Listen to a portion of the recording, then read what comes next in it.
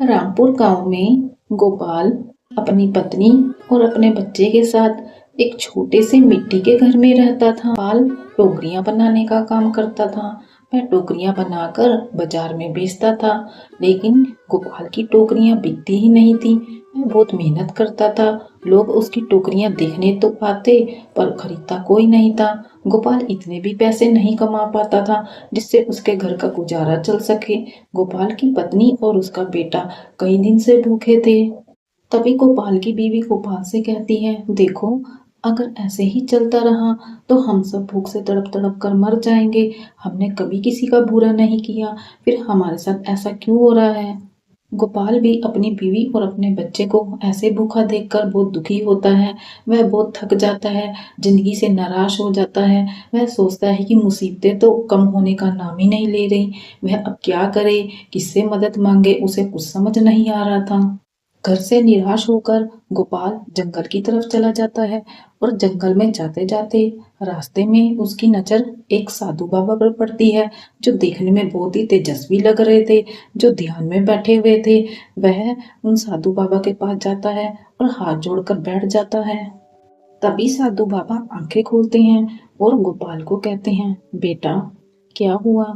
तुम बहुत दुखी नजर आ रहे हो। बताओ, तुम्हें क्या दुख है, तुम्हें क्या परेशानी है, निसंकोच कहो। गोपाल दुखी मन से बाबा को कहता है, क्या बताऊं बाबा, मैं बहुत दुखी हूँ। मैं अपनी जिंदगी से हार चुका हूँ, निराश हो चुका हूँ, रोज रोज की परेशानियों से थक चुका हूँ।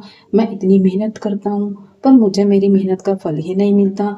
मैं इतना भी नहीं कमा पाता कि अपने बच्चे और बीवी का पेट भर सकूं। मेरी पत्नी और मेरा बच्चा कई दिन से भूखे हैं। मेरे पास इतने भी पैसे नहीं कि उनका पेट भर सकूं। साधु बाबा गोपाल को कहते हैं, बेटा, तुम निराश मत हो। जिंदगी है, जिंदगी में तो दुख सुख उतार चढ़ाव लगे रहते हैं। असफलता के बाद ही सफलता मिलती है। तुम मेहनत करना मत छोड़ो। तभी साधु बाबा गोपाल को एक मकड़ी की तरफ इशारा करते हुए समझाते हैं, देखो बेटा, वह मकड़ी बार बार जाला बुनती है और हवा से उसका जाला बार बार टूट जाता है, लेकिन वह फिर से कोशिश करती है, वह हार नहीं मानती। इसी तरह तुम्हें भी हार नहीं माननी चाहिए और सही दिशा में मेहनत करनी चाहिए और धैर्य रखना चाहिए। तुम्हें भी तुम्हारी मेहनत का फल जरूर मिलेगा। एक दिन तुम्हें सफलता जरूर मिलेगी। गोपाल के ऊपर साधु बाबा की बातों का बहुत गहरा असर होता है।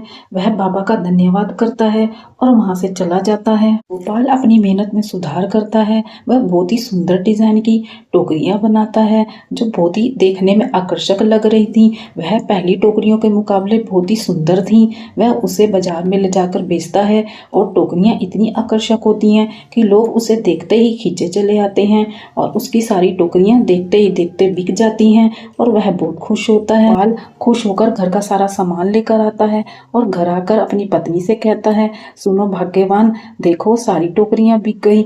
आज मैं सारे घर का सामान ले आया। अब हमें भूखा नहीं रहना पड़ेगा। अब हम भी पेट भर खाना खा सकते हैं। यह सुनकर उसकी पत्नी बहुत खुश होती है। तभी उसकी पत्नी गरम गरम खाना बनाती है। उस दिन पूरा परिवार बैठकर कितने दिनों बाद पेट भर के खाना खाते हैं। गोपाल समझ गया था कि हमें मेहनत करना नहीं छोड़ना चाहिए और हमें सही दिशा में मेहनत करनी चाहिए। निराश नहीं होना चाहिए। निरंतर प्रयास और धैर्य से हम एक ना एक दिन सफलता को जरूर प्राप्त कर सकते हैं।